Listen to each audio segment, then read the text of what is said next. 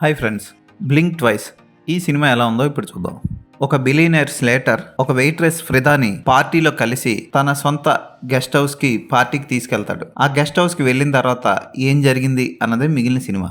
ఆ ప్రైవేట్ ఐలాండ్లో ఊహించనివన్నీ జరుగుతూ ఉంటాయి. బాగా డబ్బు ఎక్కువై విందు విలాసాలతో మునిగిపోతున్న స్లేటర్కి పెద్ద ట్విస్ట్ వస్తుంది. అక్కడ నయోమి యాకీ ఫ్రిదా పాత్రలో బాగా చేసింది. అలాగే చానింగ్ టాటమ్ స్లేటర్ పాత్రలో కూడా బాగా చేశాడు. ఈ సినిమా స్టార్టింగ్ ఒక పార్టీలా మొదలై చివరికి ఒక పెద్ద బీభత్సంతో ముగుస్తుంది. కానీ అంత గొప్పగా అనిపించదు. సినిమాలో ట్విస్టులు కూడా అంత గొప్పగా లేవు. ఒక రొటీన్ సినిమాని టూ మచ్ బిల్డప్ తో రిలీజ్ చేస్తే ఎలా ఉంటుందో అలా ఉంటుంది ఈ సినిమా. అక్కడక్కడ కొంచెం ఎక్స్పోజింగ్ ఉంటుంది కానీ బూతు సన్నివేశాలు లేవు. వైలెన్స్ మాత్రం ఉంటుంది క్లైమాక్స్ లో. ఫోటోగ్రఫీ బాగుంటుంది. ఆర్ట్ డైరెక్షన్ అద్భుతంగా అనిపిస్తుంది.